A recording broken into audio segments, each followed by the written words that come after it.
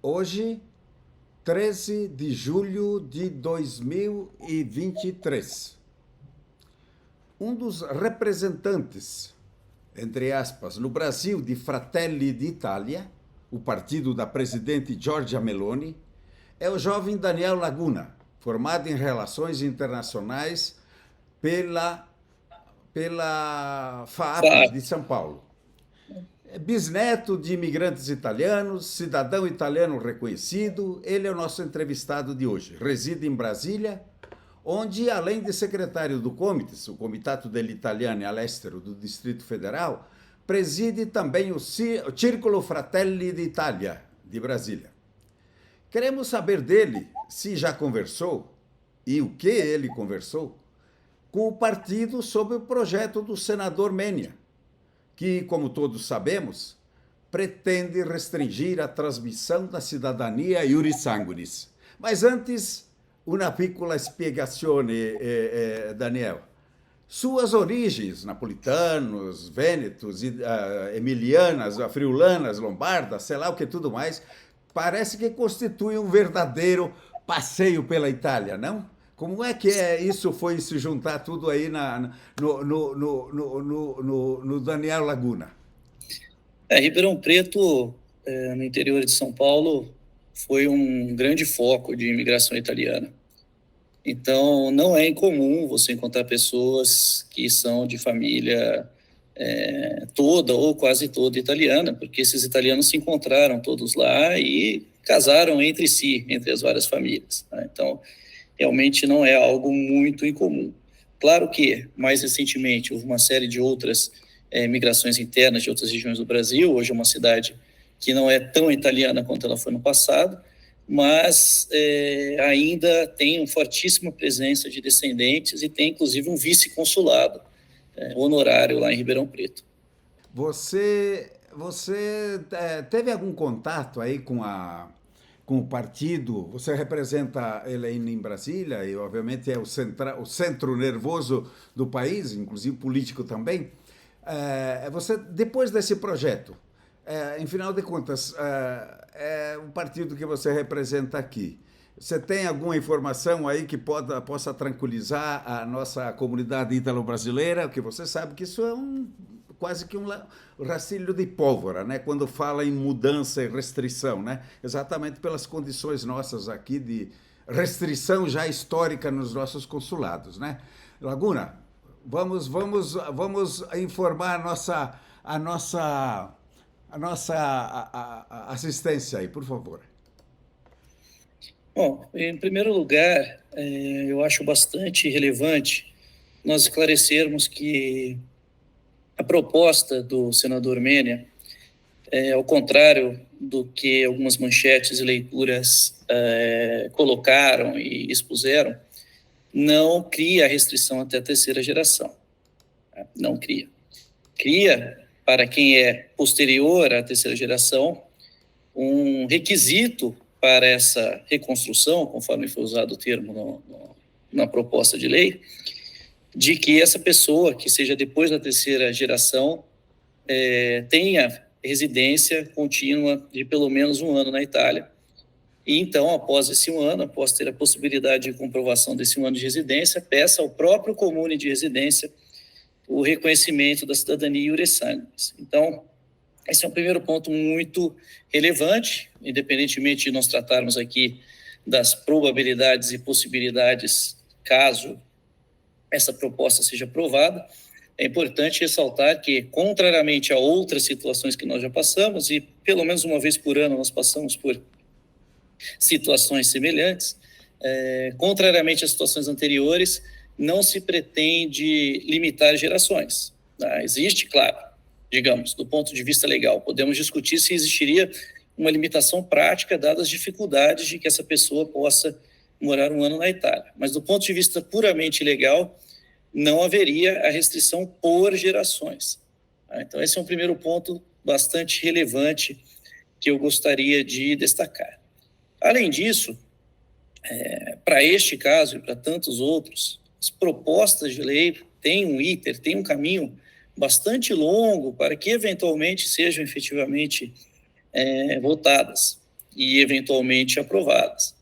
Então, contrariamente a muitas opiniões e perguntas que fazem como se a lei amanhã, como se tornasse lei esse projeto amanhã, ou semana que vem, ou mês que vem, é um assunto tão delicado, que trata de um direito fundamental, que é o direito à cidadania, que é o direito a pertencer, de ter um status civitatis de alguma nação, não será discutido e votado em um prazo tão curto. Tá? Então, realmente, é muito relevante esse movimento, essa comoção, no sentido de trazer à discussão o tema.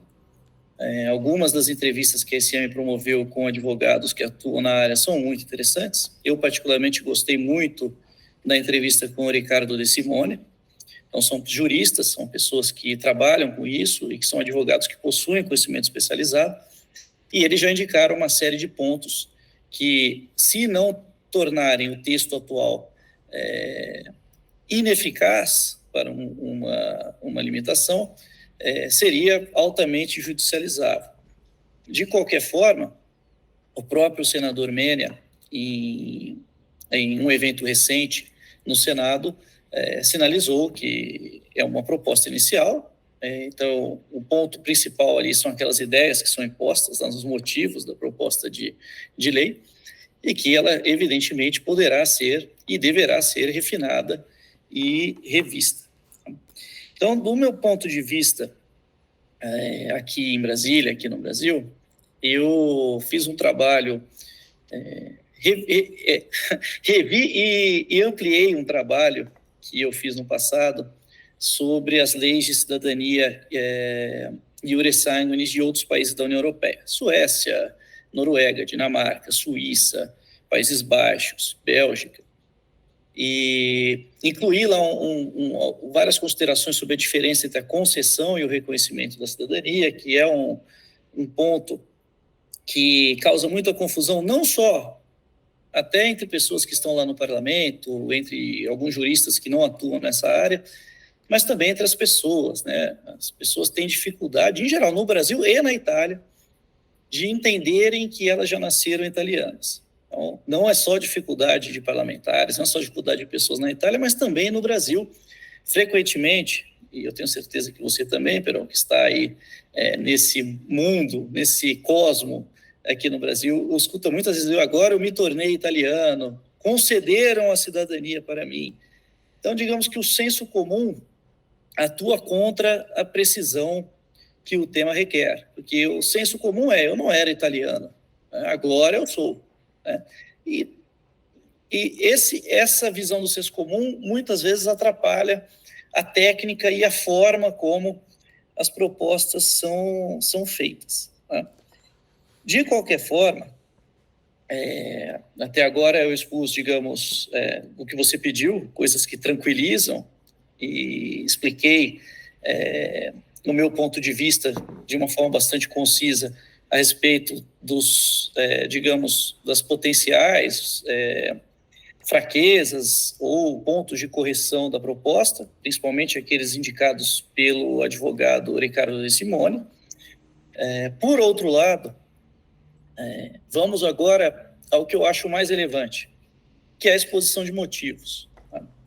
Então, o senador Menia apresenta lá uma série de preocupações. Tá? Isto é, existe uma série de pessoas que estão aí em um mercado de compra e venda de passaportes e que estariam tão somente interessadas em comprarem um passaporte italiano.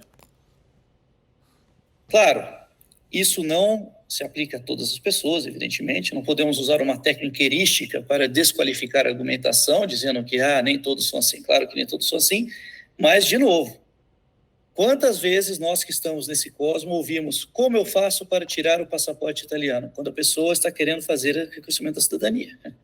Ela própria, quando expõe a sua intenção, e eu já ouvi e já li essa pergunta uma série de vezes, como eu faço para tirar o passaporte italiano? E mesmo os consulados, muitas vezes a pessoa tenta agendar o passaporte italiano sem ter a cidadania reconhecida, porque ela se vê como um argentino, como um brasileiro, como um canadense com passaporte italiano. Então, nós vemos que essa dificuldade e esse problema, essa questão de ligação com a Itália, de compreensão do que significa o reconhecimento da cidadania, ocorre não só da parte de várias autoridades, mas também da parte dos próprios descendentes, dos próprios requerentes. E uma coisa que incomoda bastante, e incomoda inclusive a mim, eu já expressei essa minha opinião muitas e muitas vezes em público, no comitês, em entrevistas aqui na NCM, que nós tivemos aí com outras pessoas. Na minha visão, hoje, estamos aqui em 2023, o italiano já é uma língua nacional. Claro, não foi assim, nós tínhamos lá o professor Manzi, que ensinava italiano para os italianos na RAI, nós tivemos outras realidades. Grande parte dos imigrantes que vieram para o Brasil não falavam a língua italiana, falavam o que hoje nós chamamos de dialetos, né? O idioma oficial é um dialeto com um bom exército atrás, né? Então falavam suas próprias línguas regionais, mas hoje essa condição, em grande parte, se encontra superada. Então, muitos jovens, mas muitos mesmo, eu não posso dizer que a maioria porque eu não vi a estatística, mas é bastante comum que jovens não falem nenhum dialeto, ou que o falem de uma maneira muito limitada, em ambientes limitados, ou até com conhecimento limitado. Tanto é que tem crescido na Itália movimentos de preservação desses dialetos, porque as pessoas estão falando a língua nacional. O italiano, de fato, conseguiu se consolidar como língua nacional. E falar a língua nacional do país do qual você é cidadão, do qual a pessoa é cidadã, é essencial para que ela exerça a sua cidadania. Então, essa pessoa tem uma série de obrigações e direitos que ela não vai ser capaz de entender se ela não tiver um conhecimento adequado de língua italiana. E quando o senador traz na proposta dele o nível B1, é um nível intermediário baixo. Então, nós não estamos falando de um conhecimento aprofundado que estariam ali nos níveis C1 e C2. Para nós ocidentais, principalmente aqueles que falam línguas novilatinas, e imagine ainda aqueles que ainda falam italiano, por exemplo, aprender um nível B1 de língua italiana não é uma tarefa difícil. Tá? É claro, existem questões como, por exemplo, acesso à educação, acesso a materiais adequados para esse estudo, mas a necessidade cria os negócios, né? Então, se as pessoas forem obrigadas, eu estou seguro de que uma série de novos cursos, escolas, possibilidades surgiriam, como aconteceu com a exigência do nível B1 para a naturalização. Nós temos hoje, inclusive, provas mais fáceis de nível B1, de certificação do TILES e de outros, que é o B1 no Cittadinanza. Tá? Então, a situação que a lei criou para a naturalização, que não é a nossa realidade aqui, que nós estamos falando de cidadania originária, sempre destacando isso, muita gente esquece em todos os âmbitos, não é só o pessoal lá em Roma, aqui também no Brasil, o pessoal faz uma grande confusão entre essas coisas. A naturalização criou-se essa necessidade, então uma série de novos cursos, possibilidades, certificações vão surgindo para atenderem a essa nova demanda. Então, na minha visão, o ponto principal, e repito a opinião que eu sempre expressei, é essencial que as pessoas aprendam a língua italiana, pelo menos em um nível intermediário baixo. E eu concluo com uma questão que possa ilustrar bem essa minha opinião. Quando nós falamos que nós amamos alguém, o que nós dizemos não significa nada se os nossos atos não demonstram esse amor. Então, eu posso simplesmente dizer que eu amo qualquer pessoa. Uma pessoa que eu encontrar na rua agora, eu posso dizer que eu a amo. Mas os meus atos é que vão provar esse amor. Então, muitas vezes, as pessoas dizem amar a Itália, ter uma grande identificação, mas eu esperaria, e acho mais do que justo esperar, que esse amor se expresse em ação. E uma das ações mais básicas para que esse amor se expresse é o investimento do seu tempo e do seu dinheiro, quando necessário, em aprender a língua nacional. Né? E, de novo, vou repetir pela enésima vez, não estamos falando aqui de um conhecimento aprofundado, de uma língua fluente em nível altíssimo para escrever uma monografia e um curso universitário. Nós estamos falando de um nível de eficiência básica. permita que você acompanhe notícias, que você entenda seus direitos e obrigações como cidadão, que você consiga tratar com as autoridades consulares os seus problemas. Inclusive, em uma das nossas oportunidades aqui na SM, eu citei que esse é um dos grandes motivos de nós termos filas e problemas nos consulados, as pessoas não terem voz, porque o cidadão que não fala a língua nacional é um cidadão mudo para as autoridades daquele país. Não adianta, não adianta. Eu comentei, eu disse que ia ser o último esse exemplo, mas agora eu fecho para abrir para que você possa direcionar para o lado que você deseja. Mas eu comentei que nós somos 3 Circoli Fratelli d'Italia no Brasil, o de São Paulo, de Belo Horizonte e o de Brasília. Eu sou o único descendente, o único oriundo, e eu não seria se eu não soubesse falar a língua italiana. Então, a minha interação com o partido, que é o partido com o qual dos grandes partidos italianos, é o que eu mais me identifico nas ideias e nos objetivos, foi entrando em contato com as pessoas na Itália e com pessoas em língua italiana. Tá? Isso não teria sido possível se eu não falasse a língua italiana, não adiantaria. Tá? Então, esse é um exemplo prático, mas os exemplos são infinitos. Você pode realmente estudar em uma universidade italiana, se você pode expressar a sua opinião em língua italiana. Então, esses são os meus comentários. Primeiro, para tranquilizar os nossos descendentes, os nossos interessados no reconhecimento da cidadania, e também, por outro lado, o meu apoio, digamos, à ideia, ao conceito, ao motivo gerador da proposta do senador Menia. Ô, Laguna, você é um cara que, obviamente, acompanhou, é estudioso da matéria, participa dos debates. Você mesmo é uma terceira geração, quarta geração, né? Bisneto, né? Bisnono, né? Terceira geração.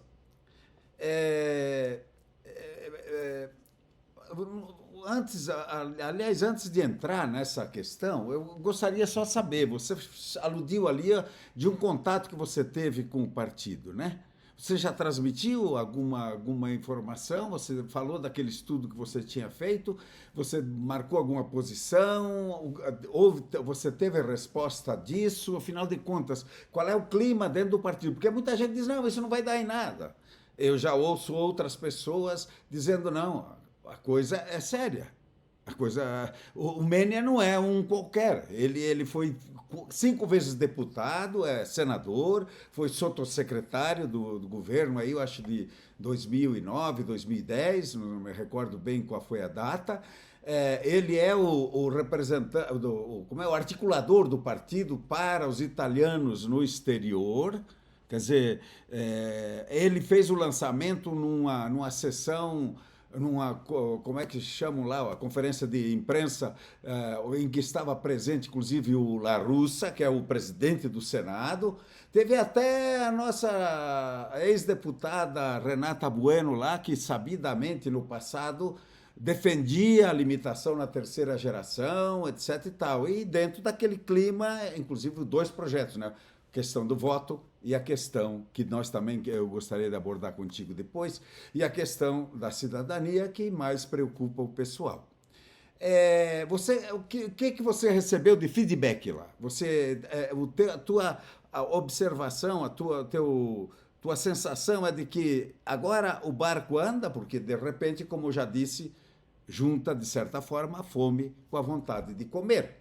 Isto é, nós tínhamos na centro-esquerda, no governo anterior, gozado que é sempre a área que está no poder que toma essa iniciativa. Né? No passado era o PD que estava preponderantemente no poder, de repente foram deputados parlamentares do PD que entraram com iniciativas aí para a mudança da lei. Agora é a centro-direita que está no poder, pois veio a iniciativa da centro-direita. Qual é o clima que você está percebendo? Bom, Peron, qual é a situação? Tá? Bom, primeiro respondendo a sua pergunta, eu enviei hoje de manhã no Brasil, à tarde na Itália, o meu estudo cuidadosamente revisto e atualizado a respeito do tema, tá? Então, vamos ver se eu recebo algum retorno. E como você disse, o senador Mena não é um qualquer em nenhum sentido, né? Além de ser um parlamentar histórico, desde a época do movimento sociale italiano, Alleanza Nazionale, ele também é o grande nome no Giorno del Ricordo, do Dia da Memória das vítimas do êxodo Juliano Dálmata, da vítima das foibe, daquele massacre que foi promovido pelos partigiani iugoslavos contra os cidadãos italianos ali nas províncias perdidas no final da Segunda Guerra Mundial. Ele faz um enorme trabalho a respeito desse tema, um tema pouco conhecido, tá?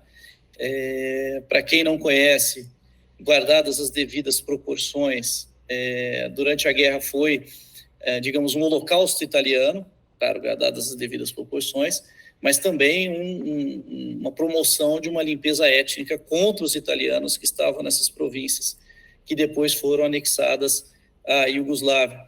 E pior, muitos desses cidadãos que fugiram do território para não serem massacrados, né, essas pessoas que fugiram para não serem massacradas, quando chegaram na Itália, em algumas regiões, foram taxadas de fascistas, né?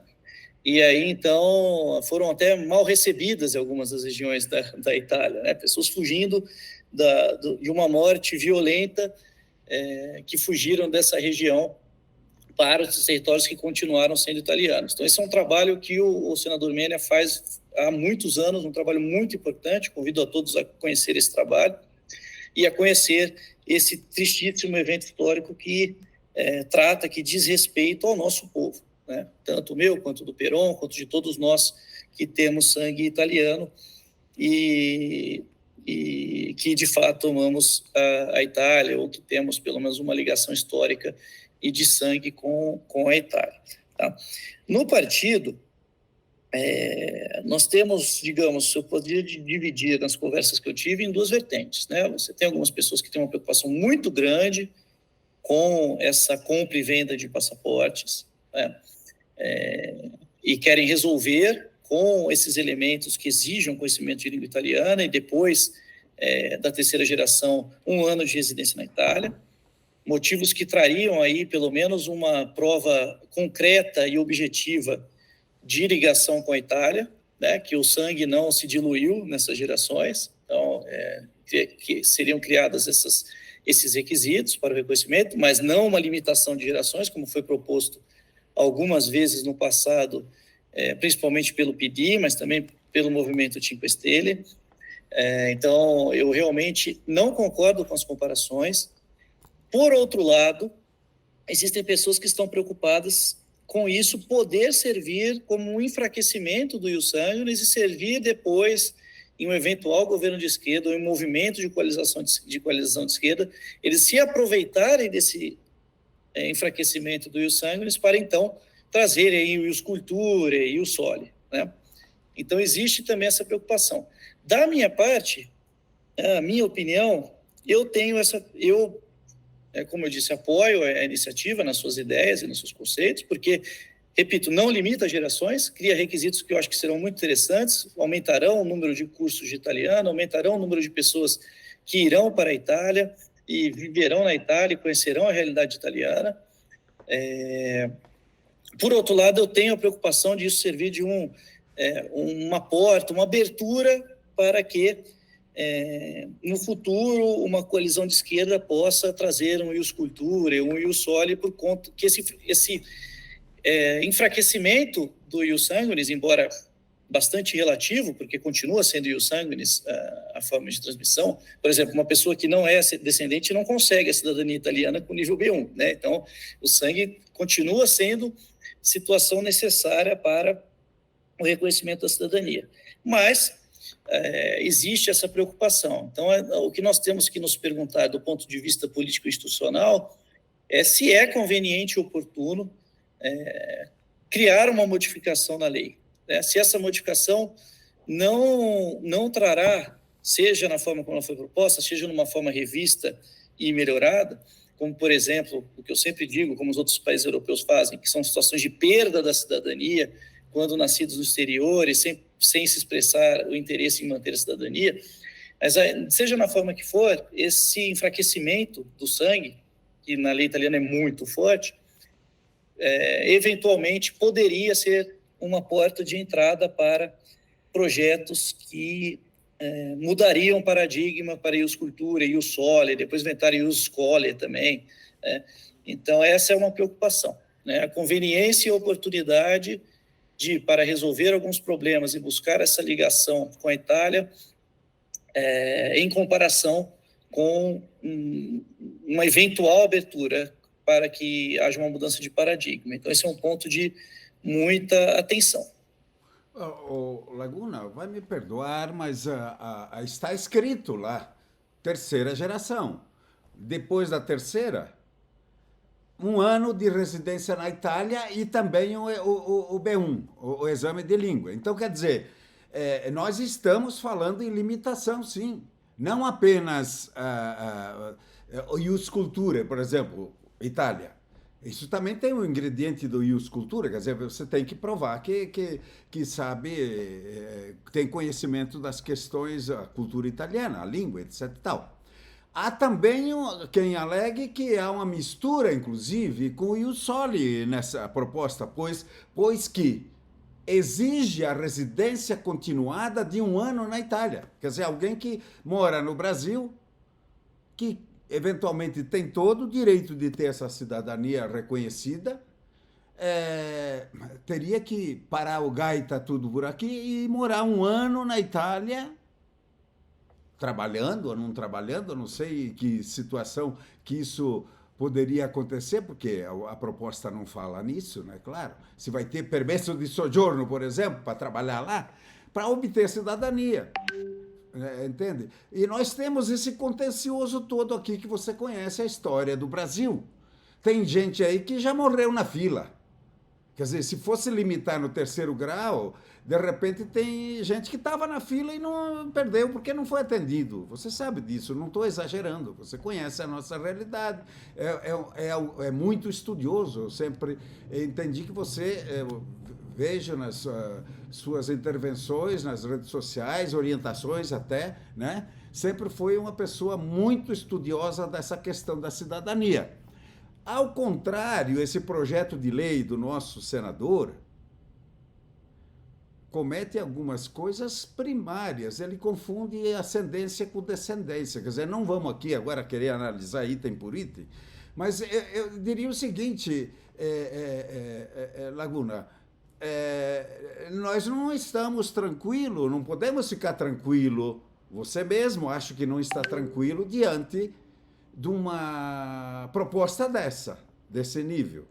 Né? Os juristas também, hoje mesmo conversando com um advogado que patrocinou aquela grande causa, dos processos da grande naturalização, ele está orientando, e eu pedi uma entrevista com ele sobre isso, para todo mundo correr para o consulado de um jeito ou do outro, porque no prenota não se consegue dizer, olha, eu estou aqui, quero a cidadania, quero o reconhecimento, porque de repente pode vir uma sarrafada por aí, inclusive passando por cima daquele pretenso direito adquirido que muita gente aí, inclusive está falando agora no chat aí da nossa entrevista, que considera que, não, quem nasceu tem direito, etc. Então, essa é uma outra questão que, de repente, pode e não pode, pode ser considerado ou não.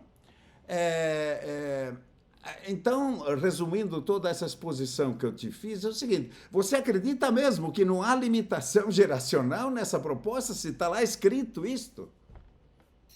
Como você mesmo disse, não há, né? É um requisito adicional após a terceira geração. Se houvesse a limitação pura e simples, não seria possível o reconhecimento.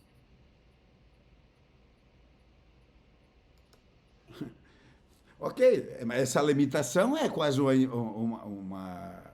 Você considera factível ir morar na Itália 1 ano? Eu espero que seja, Peron. Primeiro, Tem que ser criadas as condições, como você bem citou, e o Bocaletti citou esse projeto na entrevista que ele deu em CM, Ele está de um falando trabalho, em né? use não, como Lavoro delle trabalho radici. lavoro delle radici. A Itália, Sim. então, quer mão de obra, é isso?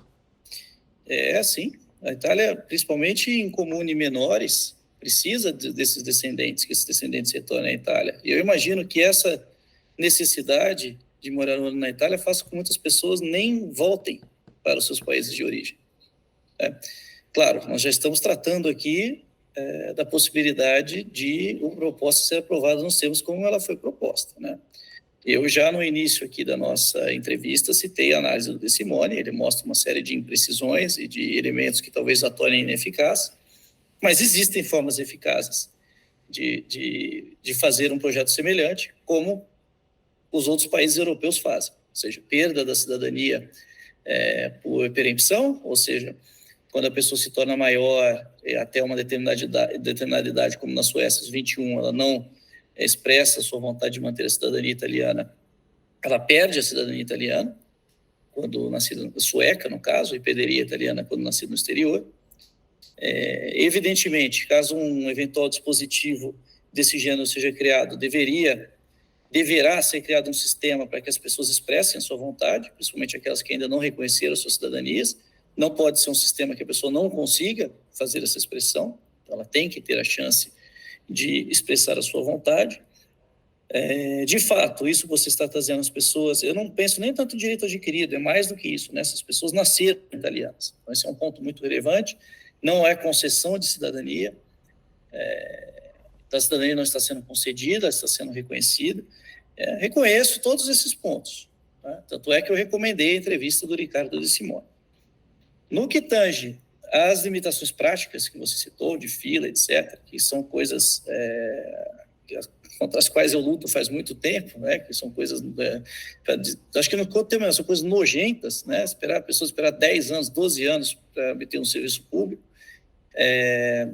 Essa situação, como já expressei em uma outra oportunidade aqui na SM, tem dois lados, né? Tem lá falta de recursos, e em alguns casos até má vontade da administração pública, e tem também as pessoas que, vou juntar os temas, que ao não falarem italiano, ao não se interessarem pela Itália, não tem voz na Itália, e não tem voz para reclamarem, não tem voz para se expressarem, porque fazendo isso em língua estrangeira, não italiana, o resultado é bastante limitado, né? Meu caro Então, Laguna, eu queria fazer uma pergunta, se me permite, ainda te interrompendo nesse argumento que você está da língua ali.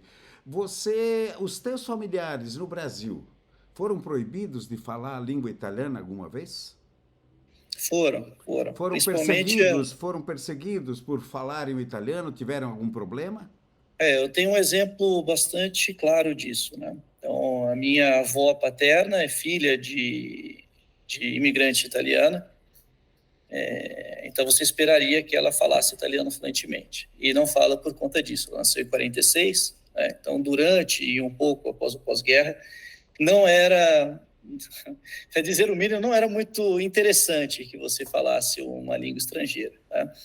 Porque o governo Vargas, Constituição Polaca, etc., trouxe elementos que estavam em voga na época, de nacionalismo, de outras coisas, e o Brasil não passou imune a essas tendências. Então, você ser um estrangeiro, e depois o Brasil ainda entrou na guerra do lado dos aliados contra o eixo, né? Isso piorou ainda mais a situação. O meu trisavô Cirilo Laguna se naturalizou brasileiro em 1944, já idoso, né? Também um sinal desse movimento, né? Então, uma pessoa idosa pediu a naturalização brasileira, porque era um industrial, era uma pessoa de relevância social ali na sua área de atuação, e não era interessante permanecer italiano. Então, nisso que você está dizendo, definitivamente, nós temos problemas históricos, tanto do Brasil, contra a manutenção do italiano, quanto a Itália, que abandonou o projeto que existiu durante todo o reino da Itália, da existência de escolas italianas. Vinham professores italianos, eram produzidos materiais de ensino italiano para escolas italianas no exterior, isso tudo foi abandonado. Né? Então, sim, definitivamente, nós não podemos imputar a culpa de que as pessoas não falam italiano puramente aos descendentes. Também existe, assim como no caso das filas, uma confluência entre as pessoas não quererem correr atrás desse conhecimento, quanto também abandono por parte do Estado italiano, definitivamente. Abandono esse, já comentei também em outras entrevistas, que é um absurdo, e nós temos escola francesa aqui em Brasília, por exemplo, temos escola suíça, que ótimo que tem, mas não tem escola italiana, e nem se pensa. A Casa de Itália foi demolida aqui em Brasília. Então, sim, você tem toda a razão quando você cita, tanto do ponto de vista histórico, quanto do ponto de vista da própria Itália, que os investimentos e o trabalho para a manutenção dessa língua pelas gerações não foi satisfatório. E veja bem, você reconhece que houve tudo isso, nós sabemos, a história está aí para contar. Teve gente que, obviamente, foi castigado, foi preso por falar italiano, foi caçado por falar italiano, teve que fugir, se esconder, proibir. Em casa falava italiano e fora os filhos todos. Tal. E mesmo assim essa cultura resistiu. Você conhece o sul do Brasil, conhece Santa Catarina, conhece o Rio Grande do Sul, conhece o Espírito Santo, conhece muito bem. Isso, apesar de tudo isso, sobreviveu. Aquilo que existia não se atualizou, não aprendeu o italiano de Dante Alighieri, mas fala o italiano que falavam quando aqui vieram ainda, o italiano, que se convencionou chamar agora de italiano, né? Que é uma língua que ninguém propôs ainda fazer um B1 de italiano para ver se é possível, mas, no entanto, é a língua do negócio entre os gaúchos, por exemplo, e os italianos, pelo menos do norte da Itália, que vêm aqui, falam e conseguem se entender. Né? Então, vamos agora fazer um exame de B1 de italiano, desconhecendo e ignorando a cultura italiana que sobreviveu vamos dizer, a catástrofe aí 2 vezes no Brasil, quer dizer, toda essa história que nós conhecemos, que pode se chamar do quê? Hoje seria xenofobia, seria o quê? O que diriam hoje, né? Bom, e agora entramos, então, na fase da criminalização. Não só estamos querendo limitar, como vem a criminalização. Vamos entrar na questão que você citou inicialmente. Você acha mesmo, caro Laguna, como representante do partido que tomou essa iniciativa, você acha mesmo que vai evitar o comércio, vai evitar exatamente uma outra falsificação de documento? Essa falsificação é tão grave assim, a ponto de negar este petróleo que a Itália tem aqui fora, que essa grande Itália que está fora da Itália? Bom, Peron, primeiro sobre o italiano. Tá? 2 coisas sobre isso. Eu me lembro de você tratar desse tema também na entrevista contra o Vocalete. Então, eu já vim preparado para essa pergunta. Bom, em primeiro lugar, uma pessoa que fala italiano, primeiro ponto, pessoa que fala italiano, ela vai ter muita facilidade em conseguir um nível B1 de italiano. O italiano é uma espécie de koiné, de língua franca vêneta, que foi codificada de uma forma gramaticalizada no Brasil e é, de fato, um patrimônio da imigração italiana, um patrimônio no Brasil. Mas, então, do ponto de vista de quem fala o italiano, 2 opções.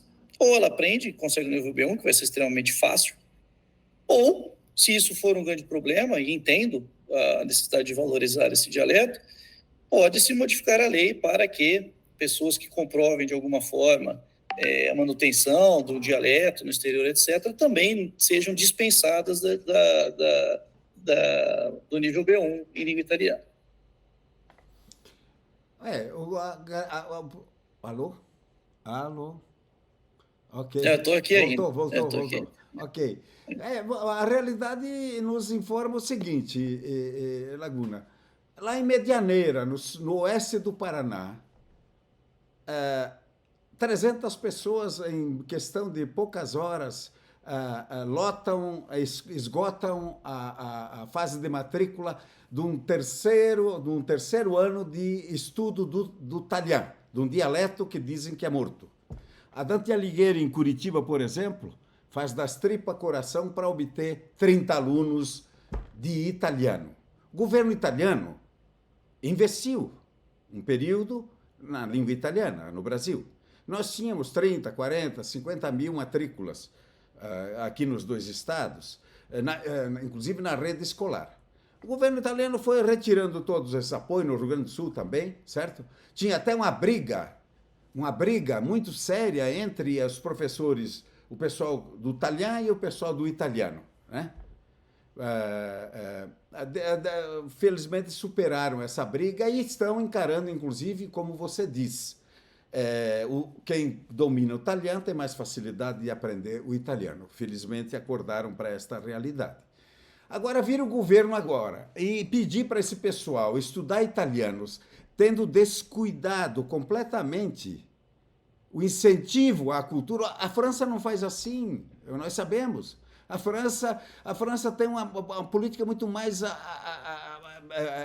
agressiva nessa questão da cultura francesa, enquanto o Brasil, quer dizer, nós aqui, a segunda língua que seria obrigatória, mal deixaram agora uma vaga para, se quiserem, o italiano, porque foi o espanhol que nos empurraram no acordo. Né?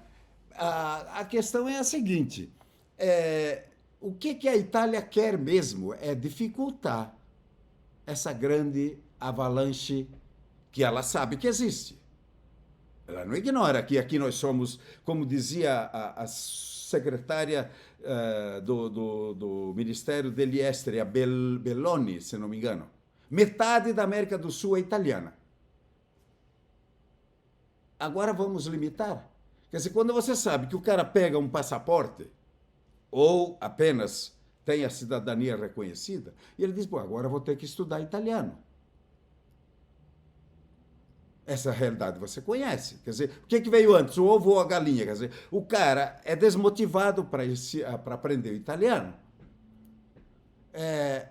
Aí, quando ele consegue o reconhecimento, ele diz, agora vou ter que aprender o italiano, ter que honrar as minhas raízes. De outra parte, o amor que você citou inicialmente se transforma em ódio para a Itália. É isso que a Itália está buscando, ou Laguna?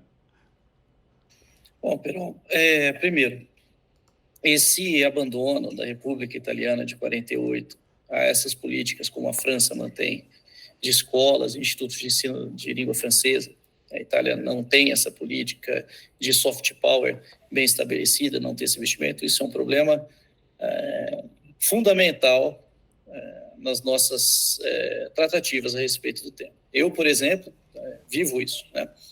Então, meu filho fala inglês fluentemente, porque estudou em escola de americanos, e também nós falamos em casa, e fala italiano, porque eu ensino e faço questão de ensinar. Mas eu não tenho a opção de colocar meu filho numa escola italiana. E muitas pessoas, muitos pais que têm a cidadania reconhecida, gostariam muito que seus filhos pudessem estudar numa escola italiana. Conheço infinitos casos. Né? Então, realmente, isso é um problema estrutural gravíssimo. Tá? Então, isso é inegável. E eu espero que, digamos, durante a atividade do novo governo, do próprio Menia, com o Comitato Tricolore per l'Italiana Resto, etc., essas políticas que foram abandonadas possam tomar forma novamente. Claro, é uma coisa cara, é uma coisa de médio prazo, não é uma coisa simples reverter esse abandono. Teria sido muito mais fácil ter mantido essas estruturas. Tá? Mas eu realmente espero, e isso está na agenda do dia, que tudo isso seja fortalecido, os institutos, as escolas de italiano. Nós tivemos recentemente, inclusive, a restabelecimento da paridade do Colégio Dante Alighieri em São Paulo, esse tipo de iniciativa que é muito importante, né? Novas escolas, novos institutos. Por outro lado, reconhecendo esse problema estrutural, reconhecendo a necessidade de uma política exterior que traga esse poder, esse soft power para a Itália, né, e traga para os descendentes a possibilidade de uma formação em escola italiana. Por outro lado, hoje nós temos muito mais recursos para estudar a língua italiana.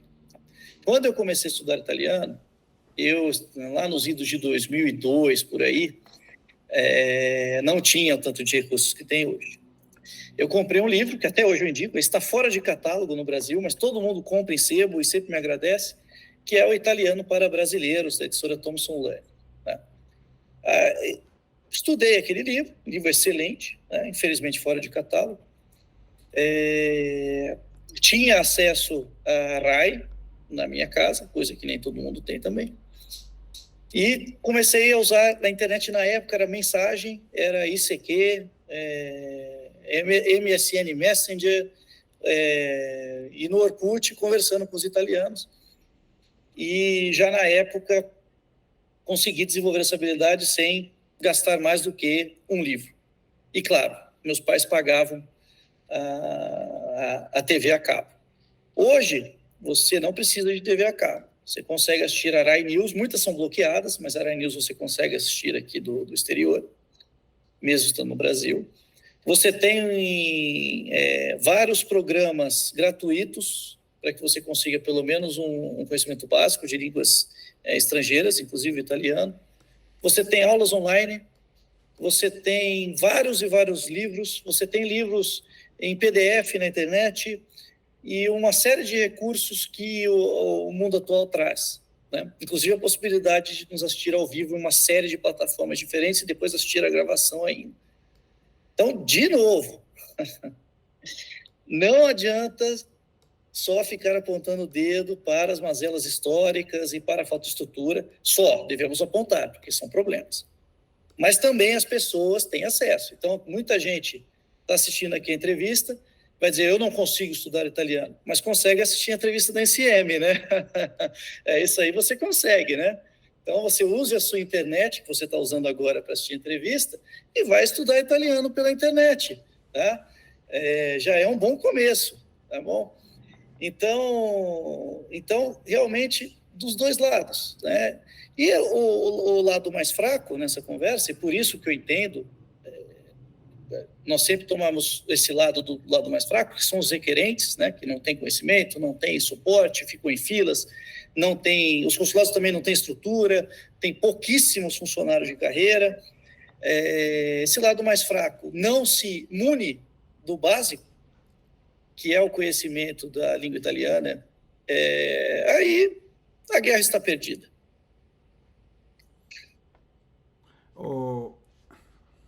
Eu estou aqui ainda, tá, Perão? Vou mudar de cômodo, pode falar. Vamos aguardar restabelecer a... Eu estou aqui. Vamos eu aguardar aqui. Eu já vou ligar a câmera de novo. Restabelecer a conexão com o Laguna. Enquanto isso, Laguna, vou apenas... você está me ouvindo, né? Sim. Vou apenas já argumentando o seguinte. Nós não somos o lado mais fraco. Na minha visão, nós somos o lado mais forte. Tanto que estamos causando essa reação inexplicável da Itália. Nós somos, você sabe muito bem, o próprio embaixador assumiu esse número, entre 30 e 35 milhões só no Brasil, ítalo-descendentes, que tivemos as portas dos nossos consulados permanentemente ou quase que permanentemente fechados, foram se fechando cada vez mais e hoje é um desafio. Quem que pretenda algum serviço consular ter contato direto com o consulado sem ter pré-agendado qualquer coisa, isto é, passado pelo crivo do Prenota-me ou de qualquer outro mecanismo de triagem, né? Então, veja bem, eu acompanho isso há 30 anos, o Laguna. As coisas veio num crescendo, numa mutação, sempre no sentido de criar dificuldade, nunca de favorecer. Eu mesmo, como jornalista, tenho minhas portas fechadas em muitos lugares aí, porque eu optei desde o começo, a NCM optou por ser porta-voz desta vontade, desta italianidade perdida e não considerada que existe por aí. Tem gente que passou a odiar a Itália que amava. Não porque odeia a Itália, porque odeia a forma como a Itália os trata. E agora vem todo esse ranço aí de comércio. Nós já, quer dizer, o que te dá direito à cidadania? É o sangue ou o lugar onde você mora? Ou a cabana onde você habita?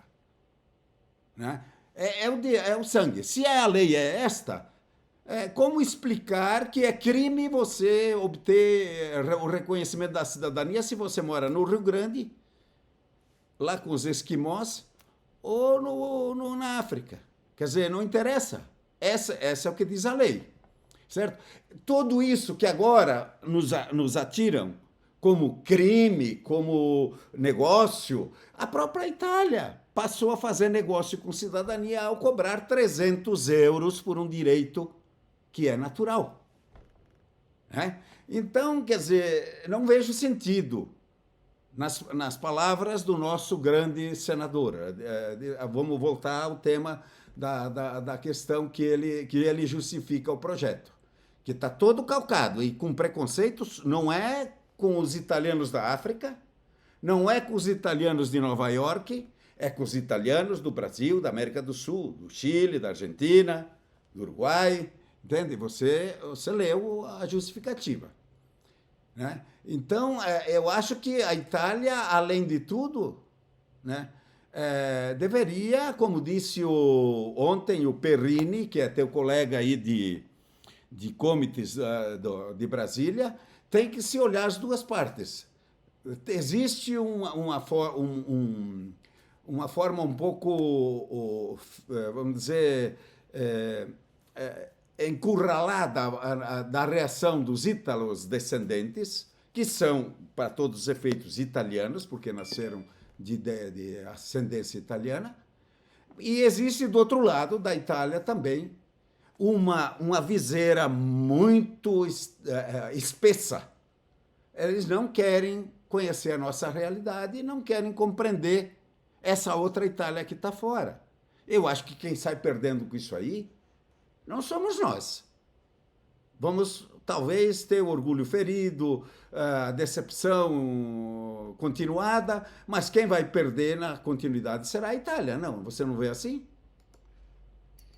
Bom, Perón, a pergunta é muito boa, mas eu não posso deixar de comentar um dos pontos que você citou aí na sua intervenção, na sua introdução à pergunta. Né?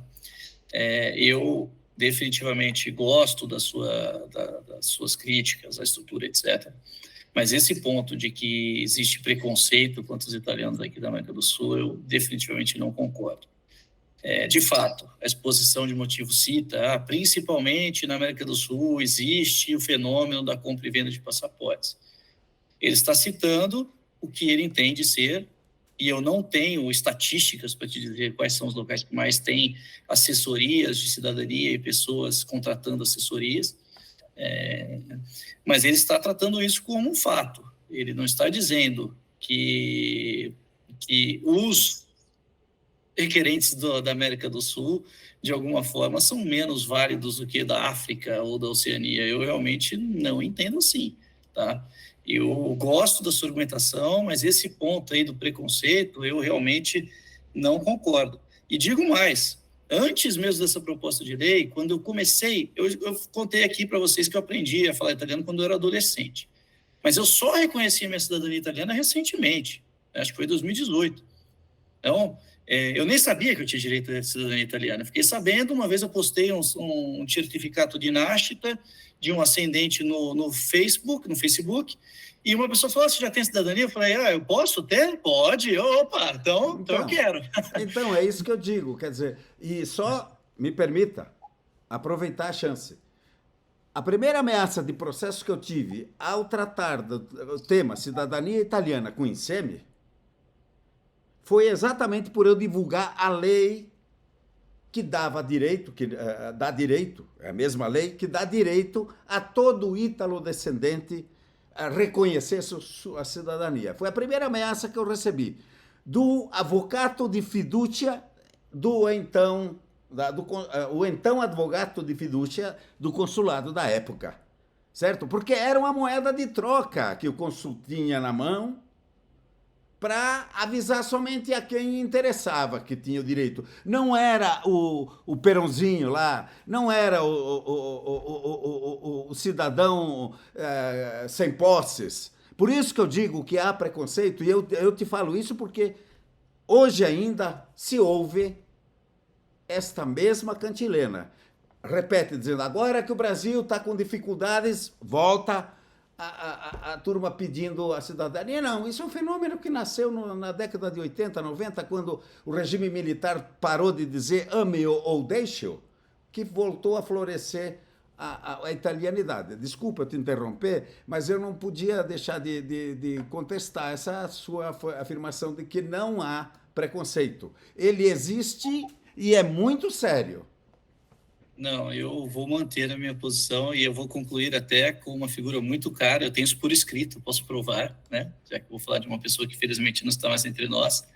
O Salvador Scalia, quando eu descobri que eu podia com essa cidadania, então eu falei, então vou pedir para consulado. Aí eu descobri que as filas existiam. Nem disso eu sabia, eu estava completamente fora desse mundo. E embora eu tenha estudado a língua italiana simplesmente por ser de família italiana, já julgava isso importante.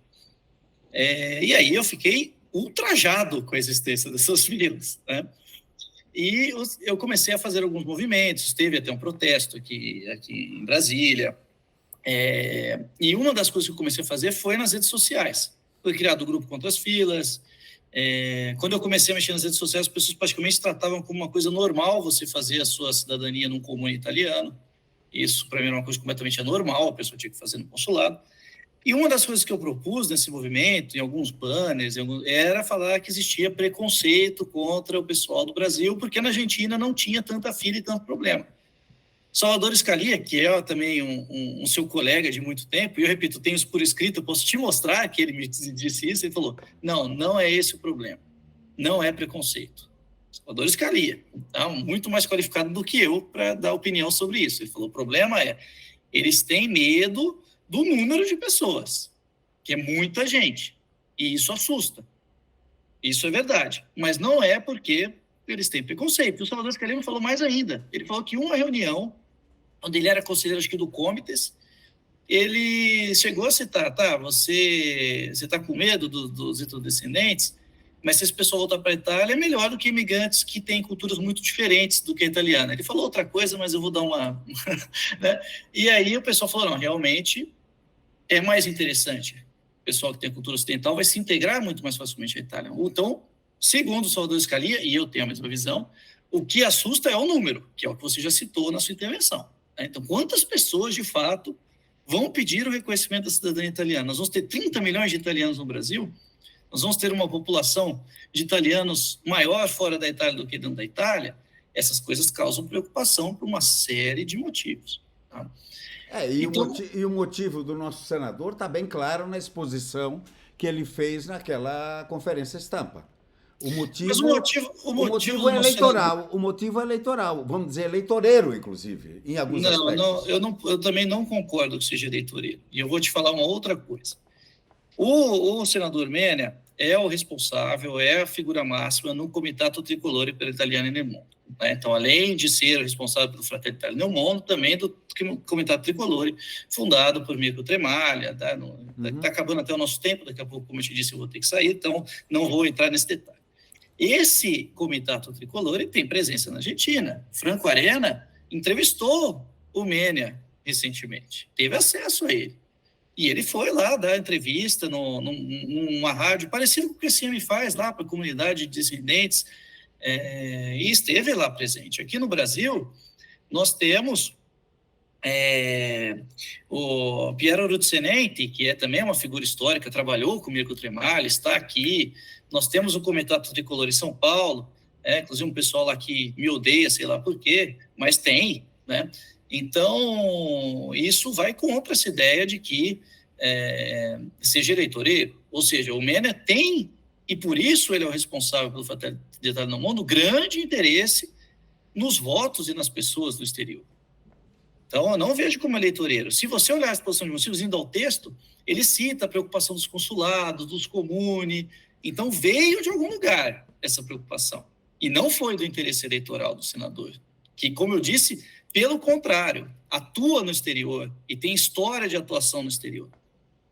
Mas veio de algum lugar a expressão de uma preocupação. No Deep State italiano, e você conhece muito bem essas preocupações, elas saem do Deep State italiano toda hora, né? E chegou essa preocupação, e aí ela aparece no texto. Mas eu não concordo que seja uma coisa eleitoreira. Aliás, seria um contrassenso para uma pessoa como o Menia não querer mais cidadãos votando no exterior, já que ele é presidente do Fratelli d'Italia no Mundo e do Comitato Tricolore. Ok, Laguna, eu tenho compromisso contigo, eu sei que de não alongar muito mais do que já alongamos essa conversa. Podemos voltar aí, de repente, até um debate com os demais representantes do partido aqui no Brasil. Vamos, eu acho que esse é um assunto que está pegando aí, entende? Se você concordar, nós voltaremos ao tema aí, né? Deixo, então, a palavra livre para você fazer o encerramento ali, o que, eventualmente, eu teria um monte de perguntas para te fazer, mas vamos respeitar o nosso pacto inicial, Laguna. Bom, primeiramente, eu quero expressar aí também a minha surpresa, né? Como eu falei lá no WhatsApp, quando nós estávamos combinando a entrevista, achei que 1 hora seria o suficiente. Felizmente, não foi. Então, vamos fazer outras. E da próxima vez, vamos marcar uma data que eu não tenho horário, porque realmente rendeu bem mais do que eu mesmo e você, nós esperávamos, né? Então, realmente... E segundo, eu quero expressar o meu grande prazer de ser entrevistado pelo SM. Toda essa história que você contou, eu quero dar uma sugestão, eu já pedi isso para outras pessoas, acho que comentei com você quando você veio aqui a Brasília, né, nas últimas edições do TDE, é necessário que alguém conte a história das filas, que não tinha fila. Exato. Tá? Quando alguns dos meus familiares fizeram o reconhecimento da cidadania italiana no começo dos anos 90, né, pessoas que eu conheci, parece uma distância, não tinha fila nenhuma, e ainda transcreveram todos os certidões de nascimento de todos os ascendentes. Exato. Né? Então, era outra realidade. Então, existe uma gênese dessa fila. E eu não conheço essa história, você me deu um pedaço. Toda vez que alguém conta um pedaço dessa história, eu fico extremamente interessado. Eu tive ajuda do consulado, de alguém do consulado, para achar meus documentos na época que ele tinha conhecimento da área. Não tinha internet, eu fui procurar a lista telefônica no consulado e tive ajuda espontânea. Isso na década de 80, 90 do século passado, né? Então, alguém tem que contar a história dessas filas, e você sabe essa história. Então, conte, por favor. Não sei se é um artigo, se é um vídeo, um documentário seria o ideal, mas esse tem custo e é difícil. Então, alguém tem que contar essa história. Quem conhece, quem estava nos bastidores, porque não tinha fila, a fila surgiu depois. Como ela surgiu, como ela começou, quem foram as figuras-chave na criação dessa fila, quando pararam de transcrever as certidões de todos os ascendentes, como começaram a... Opa, peraí, essa porteira abriu e está entrando muita gente aqui nessa porta, né? Eu assustei. Então, essa história tem que ser contada, tá? E eu não posso fazer esse trabalho, porque, como eu disse, eu não estava lá, mas você estava. Então, não deixe de registrar isso para que todos conheçam e para que todos possam conhecer por gerações e gerações essa história que não está escrita em lugar nenhum em conjunto. A gente tem pedaços dessa história. Então, esse é o meu pedido para você. E também, grande qualidade das perguntas. Temos as nossas discordâncias em alguns pontos, que também é ótimo, por isso que nós estamos conversando, senão você falava sozinho, mas de muita qualidade, tá? E eu agradeço também a qualidade do modelo, você sempre deixa que eu fale, não atrapalha que eu expresse a minha opinião, que é muito importante para uma boa entrevista. E também estou à disposição aí para uma próxima oportunidade, sabendo agora que o tema realmente vai muito longe, para um podcast aí de muitas horas aí, talvez com outros representantes do partido, o presidente do Círculo Fratelli d'Italia de São Paulo, Stefano Russo, o Donato Riccio de Belo Horizonte, ou também com pessoas de outras vertentes políticas, vai ser bastante interessante, sem sombra de dúvidas, tá? Muito obrigado pela oportunidade. Fecho aqui, voltando ao tema, antes de nós concluirmos, dizendo que não existe nenhuma intenção na anti-entrodestra de mudar o paradigma da cidadania. Existem preocupações, vários motivos que eu já expus, não vou falar tudo de novo, e se propõe um remédio. E agora esse remédio que está sendo proposto vai ser amplamente debatido, vai ser analisado por vários juristas que têm condições de criticar e eventualmente achar soluções ou até de colocar o projeto como inviável. Existe uma série de trabalhos e movimentos que são muito saudáveis, tá? É muito importante, por um lado, se esse tipo de preocupação incomoda, por outro, traz a reflexão, traz ao debate, traz a conversas como essa, traz a conversas como com vários advogados que a CM está fazendo, a conversa com o representante da Liga no TDE, com o Bocaletti, vai trazer muitas conversas e muito enriquecimento de todos, que vão aprender muito, não só da realidade das outras pessoas, que expressam suas opiniões, mas também intelectualmente sobre a lei, sobre o que significa o reconhecimento, o que é a concessão, qual é a importância da língua italiana, quais são as dificuldades para que as pessoas aprendam, quando o Estado italiano tem culpa, quando as pessoas também não se dedicam a isso, né? Então tem tempo para assistir aqui a nossa entrevista e reclamar, mas não tem tempo para entrar no site de aprendizado de idiomas. Então tem os dois lados e tudo isso vai enriquecendo bastante o debate. E um último ponto que eu vi, eu não acompanhei muito o chat, vi um pouco, uma coisa que me incomoda é essa comparação, a pessoa chegou no Brasil e não tinha que falar português, as pessoas vieram como imigrantes, né? Não como cidadãos brasileiros, então essa comparação é completamente fora de lugar, né? Não tem nada a ver essa comparação, né? Nada a ver. Os imigrantes que chegam lá na Itália também, nos barconi lá, não falam italiano, eles são recebidos e são acolhidos, né? Então, não tem nada a ver, tanto do ponto de vista que a pessoa vê como estrangeiro, como imigrante, quanto do ponto de vista que existia uma política de imigração. Não, então, essa comparação realmente é bastante esdrúxula, hein? Realmente a pessoa não faz a mínima ideia do que ela está falando quando ela faz essa comparação. Bom, muito obrigado, espero aí uma próxima oportunidade e, por favor, o mais importante, a história das filas. Não se esqueça, coloque em algum lugar, porque isso é muito importante, Perón. Obrigado.